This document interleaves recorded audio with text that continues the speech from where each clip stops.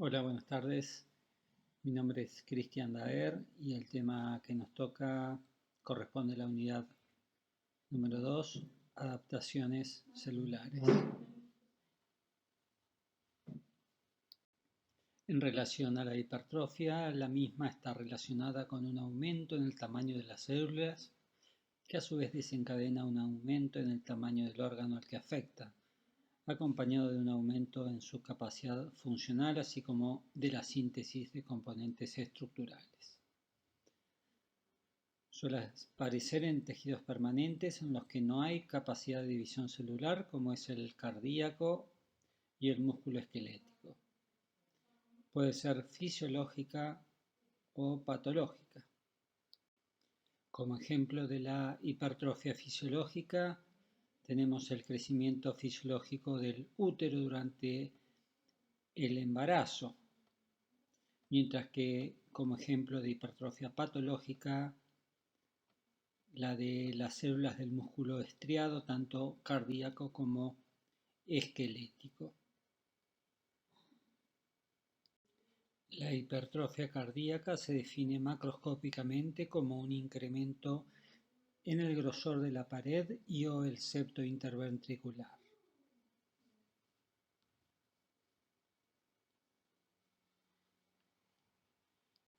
Puede ocurrir en ambos ventrículos laterales, aunque la más común es la hipertrofia del ventrículo izquierdo.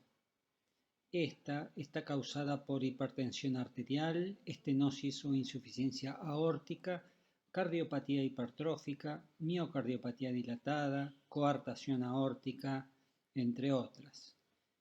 La hipertrofia del ventrículo derecho forma parte de enfermedades como el cor pulmonale crónico, debido a hipertensión arterial pulmonar secundaria a cardiopatías que afectan al lado izquierdo del corazón, tromboembolismo pulmonar, cardiopatías congénitas como la estenosis pulmonar valvular aislada, tetralogía de Fallot y comunicación interauricular.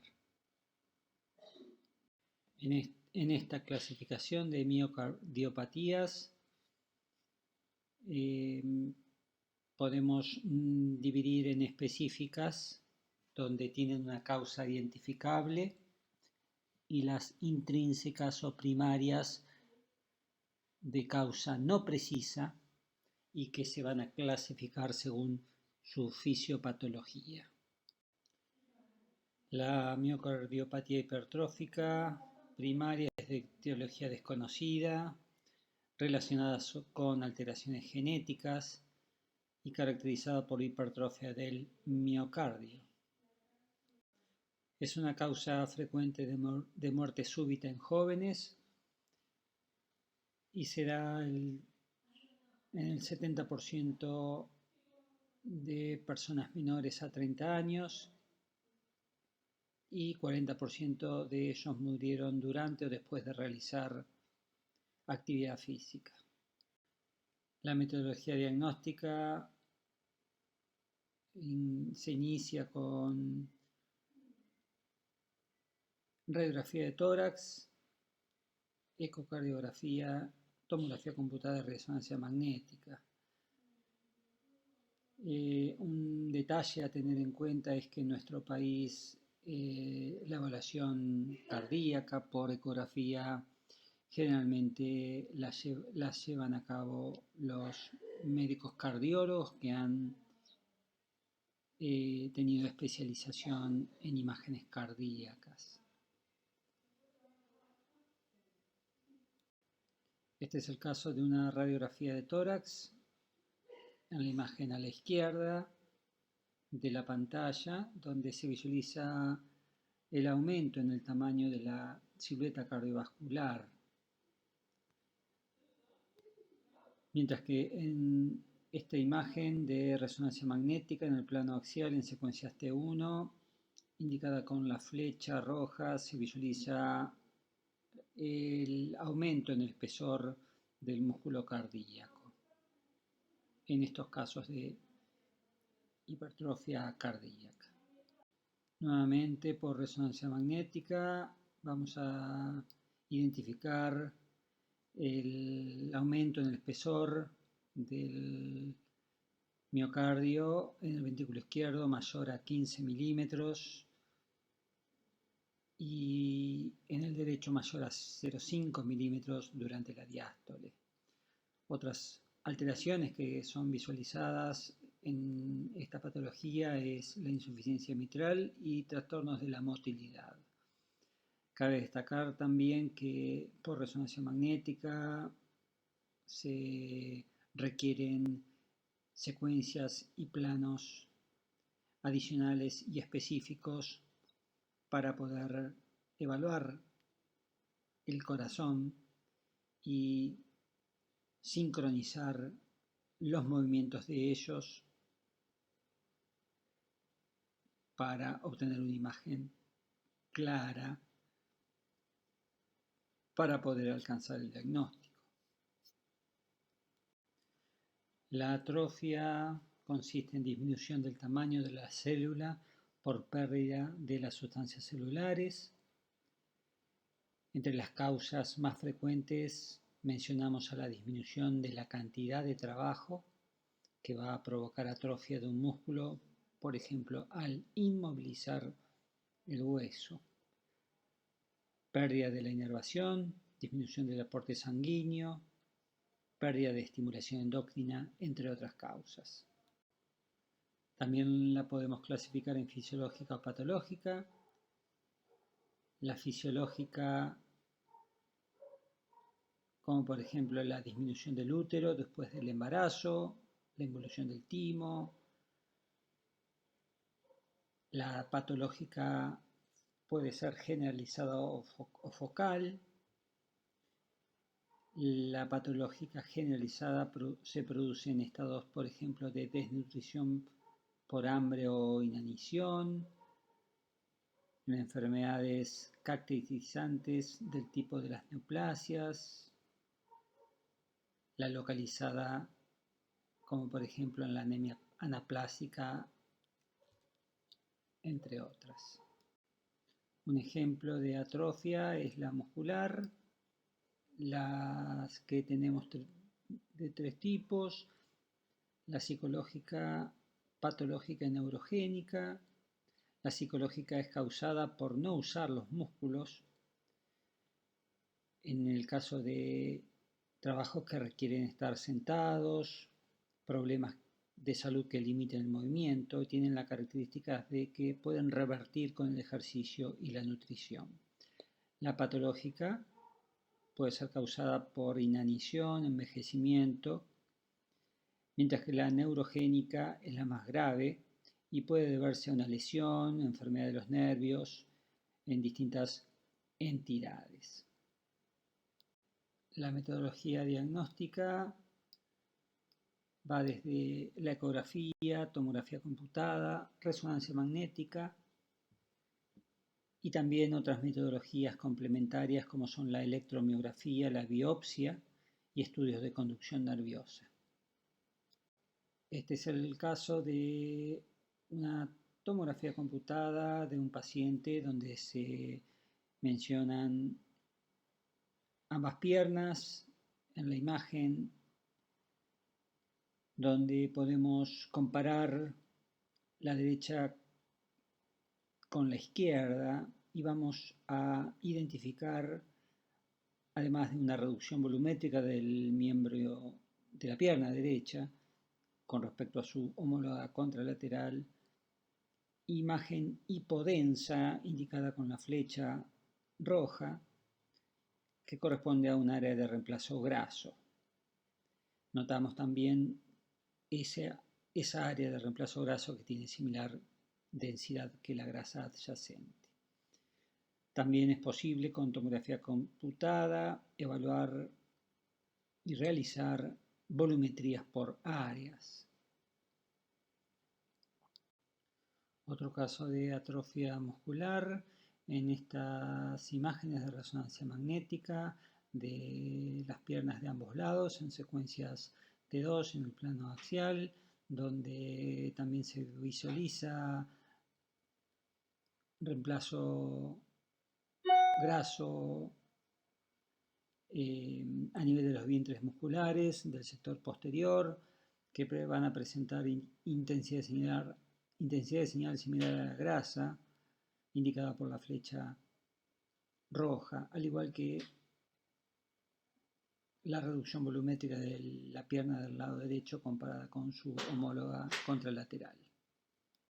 Otro ejemplo de atrofia, en este caso muscular selectiva, que compromete el vientre muscular abductor del quinto dedo, visualizadas en estas imágenes en secuencias T1 en el plano coronal y sagital, donde las flechas rojas indican ese reemplazo graso que presenta intensidad de señal similar a la grasa, en una entidad que se denomina neuropatía de Baxter, dada por compresión selectiva del nervio calcáneo inferior que va a inervar el vientre muscular. En el esquema de la derecha de la pantalla, de color amarillo, se visualiza el trayecto del nervio y los lugares donde sufren compresión nerviosa causante de esta falta de inervación al vientre muscular. Otro paciente con ecografía y resonancia magnética en el plano coronal en secuencias T1, indicada por las flechas rojas en ambas imágenes, en las áreas de reemplazo graso que comprometen al vientre muscular supraespinoso. Otra de las adaptaciones celulares que vamos a mencionar es la hiperplasia, considerada como un incremento en el número de células de un órgano o tejido, que a su vez puede acompañar al aumento en el volumen. Ocurre en células con capacidad de división y también la podemos dividir en fisiológica o patológica. Fisiológica como hiperplasia hormonal, con aumento de la hormona ACTH, hiperplasia compensadora, como por ejemplo cuando se extirpa quirúrgicamente una parte del hígado. La hiperplasia patológica ocurre en casos de estimulación hormonal excesiva, como es el caso de la hiperplasia del endometrio.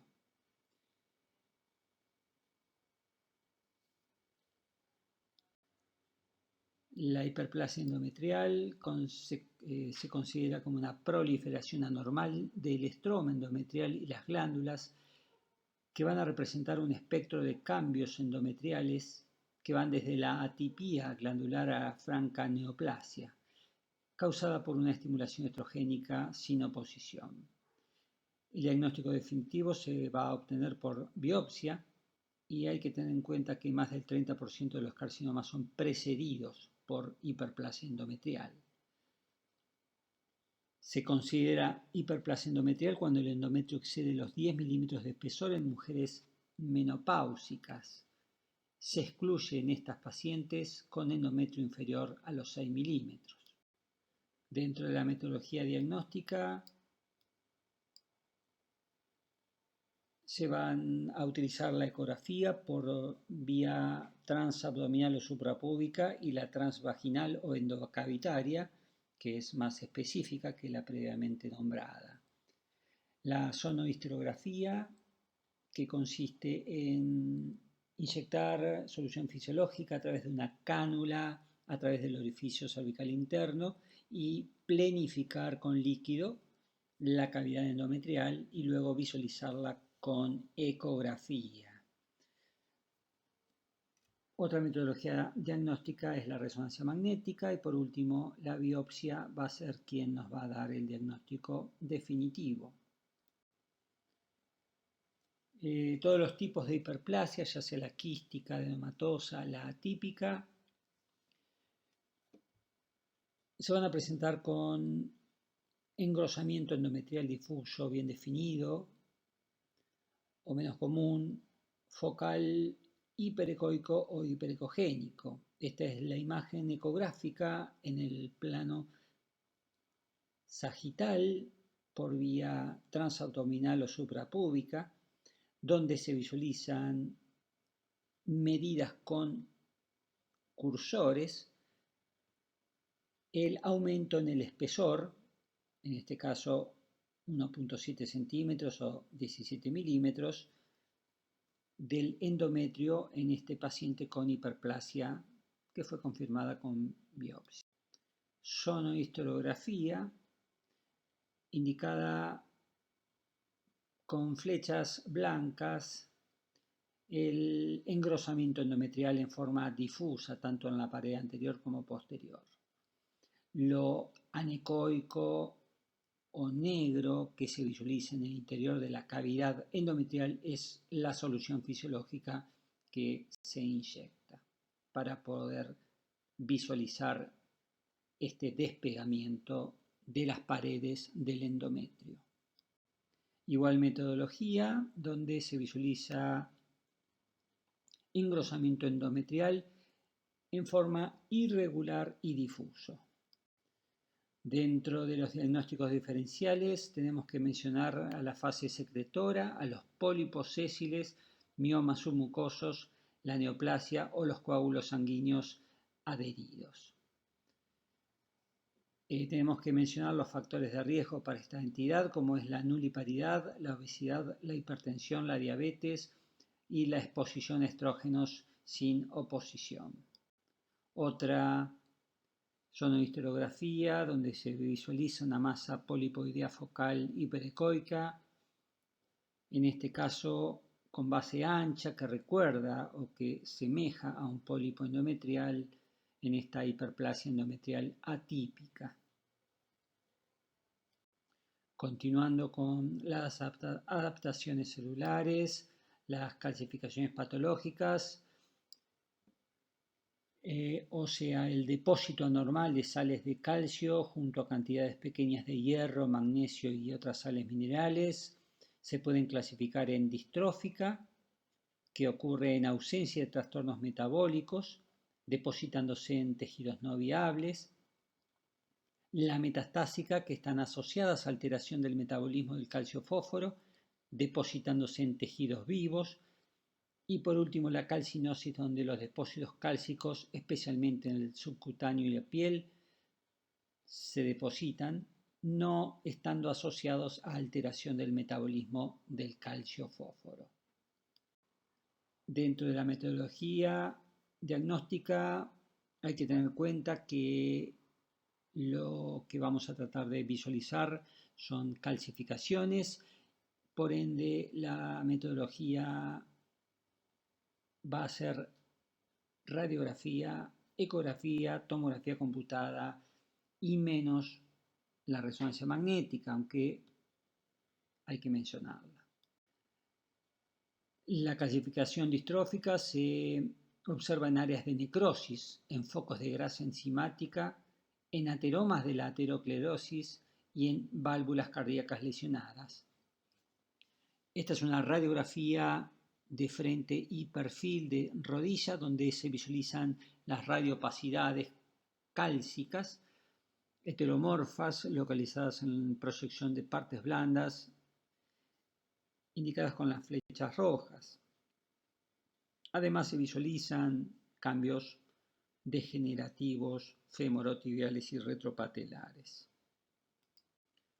La clasificación metastásica, generalmente por hipercalcemia secundaria a trastornos del metabolismo del calcio, como es el aumento de la secreción de paratormona, disminución del tejido óseo, trastornos relacionados con la vitamina D e insuficiencia renal.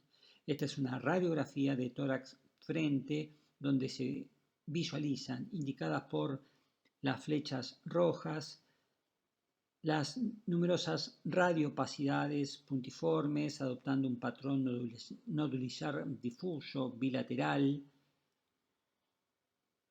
por calcificaciones que están asociadas a insuficiencia renal crónica. La calcinosis, donde el depósito de calcio insoluble es en la piel. Se visualizan en esta radiografía de mano indicada por las flechas rojas las numerosas radiopacidades cálcicas heteromorfas, también en proyección de partes blandas, principalmente rodeando a los dedos de la mano. Otro tema relacionados a las adaptaciones celulares de importancia es la esteatosis hepática, definida como la acumulación excesiva de triglicéridos en el interior de los hepatocitos, con múltiples orígenes como el nutricional, metabólico, hepatitis C o la ingesta de algunos fármacos. Hay dos grupos fundamentales como es la alcohólica y la no alcohólica.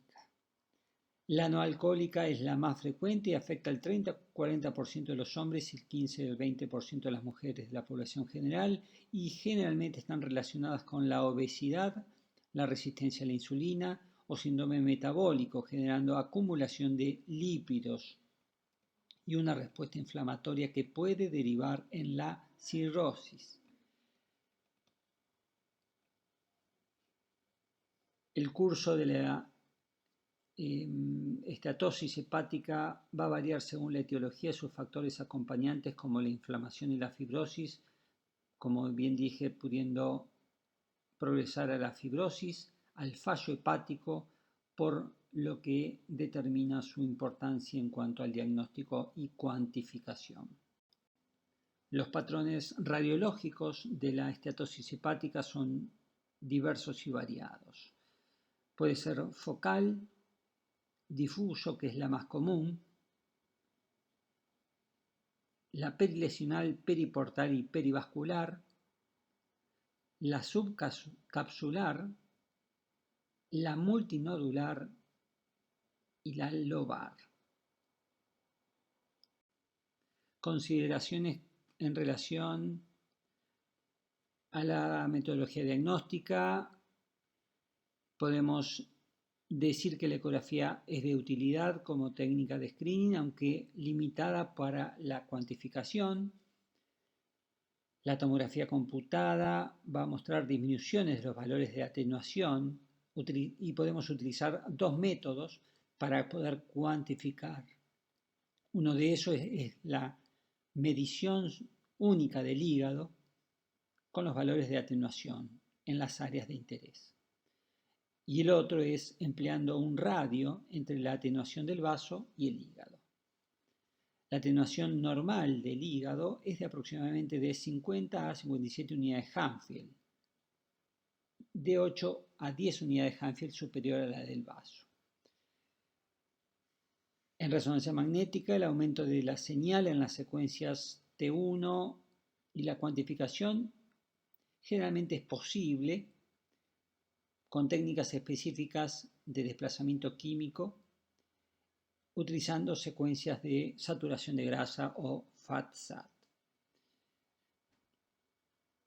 Si bien la biopsia es una prueba de referencia para la cuantificación, al no estar exentas de complicaciones, no puede ser llevada a cabo preferentemente, siendo así las necesarias las distintas metodologías diagnósticas previamente mencionadas. Esteatosis hepática en dos ecografías a nivel hepático. En ambas ecografías se incluyen a las siluetas renales, en este caso la derecha, donde la imagen ecográfica de esteatosis o de reemplazo graso se va a evidenciar como incremento en la ecogenicidad o hiperecogenicidad. Como parámetro a tener en cuenta, visualmente en condiciones normales la ecogenicidad del hígado es similar a la corteza renal. En estos casos que estamos visualizando, se visualiza incremento en la ecogenicidad del hígado. En la izquierda de la pantalla es difusa.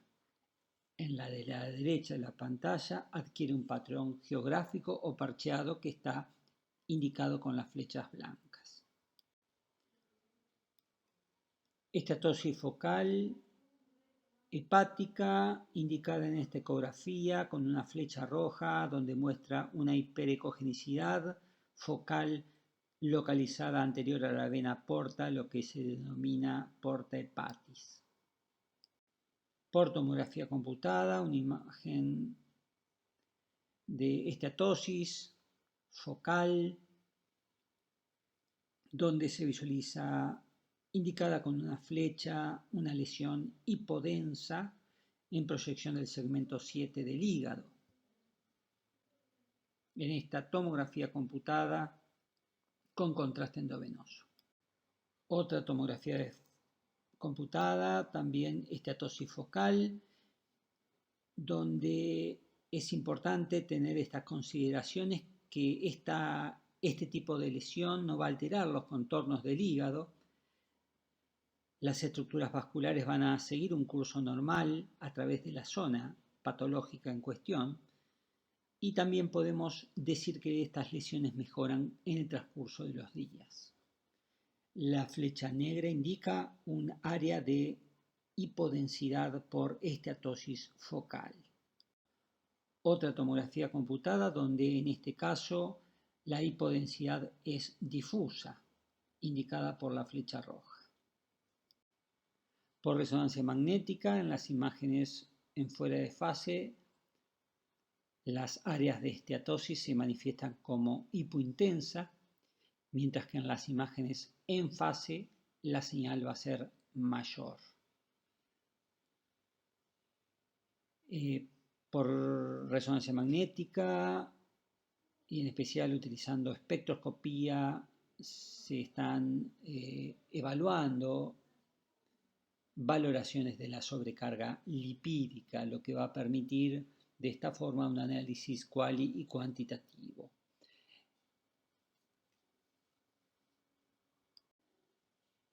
Muchas gracias por la atención.